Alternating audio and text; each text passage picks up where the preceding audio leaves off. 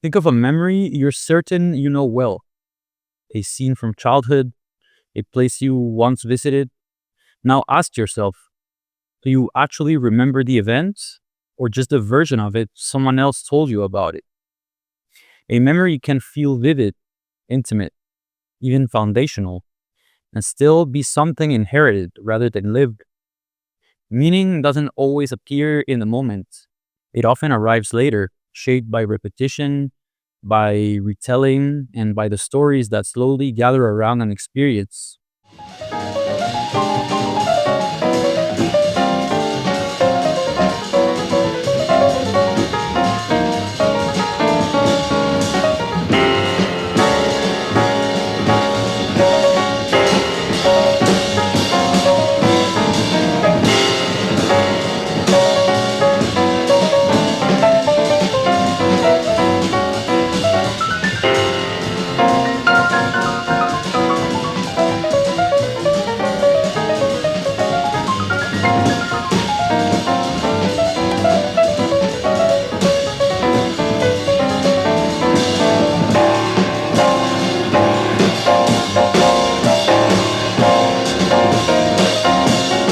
Eduardo Halfon's writing often occupies the space between the lived experience and the narratives that later form around it.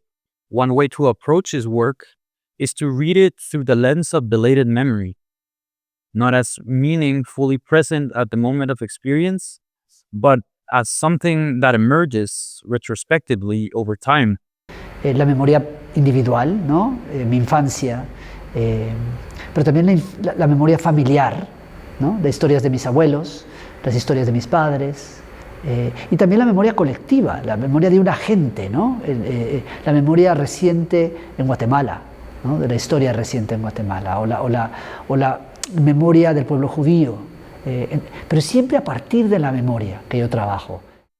Eduardo Halfon is a Guatemalan novelist whose books have been translated widely and recognized internationally. Yet, they remain disarmingly slim, fragmentary, and hybrid. They move between memoir, fiction, philosophical reflection, and travelogue, never settling comfortably into any single category. What binds them together is not genre, but method. Halfon writes in pieces, scenes, anecdotes, images, silences, and allows meaning to emerge only gradually, sometimes across several books. Yo siempre estoy trabajando, ¿no? Siempre estoy escribiendo, siempre tengo cuentos en proceso, ideas empezadas, nunca sé qué son, ¿no? Son textos en proceso hasta que llegan a ser textos cuajados. A distinctive feature of his writing is a narrator. He is also named Eduardo Halcón. But this is not straightforward autobiography. The narrator is a construction, a site where memories can be reassembled, reinterpreted, and even reinvented. The I in Halfon's work is never whole.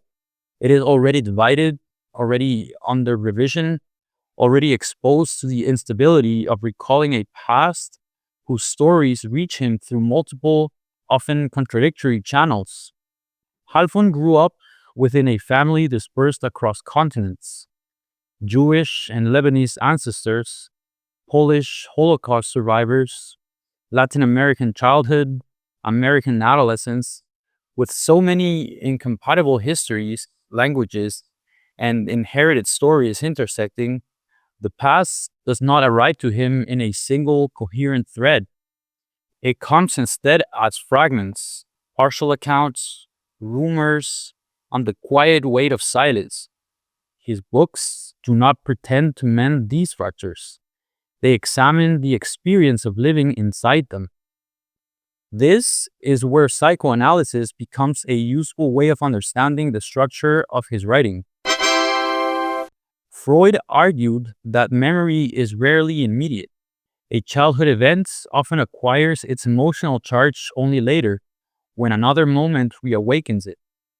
He called this Nachträglichkeit, afterwardness, or deferred action. A memory becomes meaningful not when it happens, but when something in the future retroactively gives it significance. Halfon's books operate entirely within this temporal delay. A moment mentioned in passing in The Polish Boxer reappears years later in Mourning with new weight. A detail overheard in childhood reveals its meaning only in adulthood. Stories seem minor until something in a later novel quietly reconfigures them. Meaning is not retrieved, but rather it is constructed belatedly. Freud also wrote about screen memories, vividly remembered scenes that cover over something more difficult to recall. These memories are not lies, they are substitutes, narratives that the psyche uses when the original experience cannot be reintegrated. Halfon's recurring images, the tattooed phone number on his grandpa's arm, the Polish boxer, the lesson in a jazz club, function exactly this way. They return not because the narrator understands them, but because he doesn't. The repetition marks the presence of something that resists articulation. Lacan sharpens this further. For him, the subject is never fully identical within itself. It emerges through the symbolic order, through language and the stories we inherit, but always with gaps, ruptures, and elements that cannot be assimilated. The happiest man on earth would look into the mirror and see only himself, exactly as he is. So then it shows us what we want, whatever we want. Yes and no. It shows us nothing more or less than the deepest and most desperate desires of our hearts. These unassimilable pieces belong to what Lacan calls the real, the reminder that no narrative, no memory, no storytelling can fully absorb. Halfon's writing circles the real. His narrator returns to the same motifs as if orbiting a missing signifier, a piece of personal or family history that cannot be fully named. The narrative moves in loops rather than lines, tracing the outlines of something absent. The goal is not to resolve the past, but to register its incompleteness. Halfon's style mirrors this structure. His prose is clean, sparse, and deliberately fragmented, creating an experience that feels both intimate and elusive. His books read not as confessions, but as investigations, not into the truth of what happened, but into why certain stories return, why certain images persist, and why some parts of the past remain fundamentally inaccessible. This is why calling his work autofiction or memoir or even fiction feels insufficient. Halfon is writing about the construction of memory itself, about the self that emerges belatedly through the reinterpretation of fragments that refuse to settle. And in a way, his books are less about the past than about the structure of remembering, how meaning arrives late, how stories shape us long before we understand them, how the gaps in our personal narratives often become the very places where identity takes from. Because we all carry memories like these, scenes that feel certain, but whose origins are uncertain, moments whose meaning change only afterward, stories we may not have lived, but have come to believe. Halfon's writing suggests that this isn't a flaw in memory. It is memory, deferred, reconstructed, assembled from fragments, charged belatedly with meaning.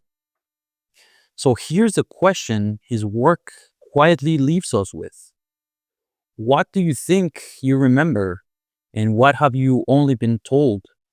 And what parts of your story might still be waiting for reinterpretation?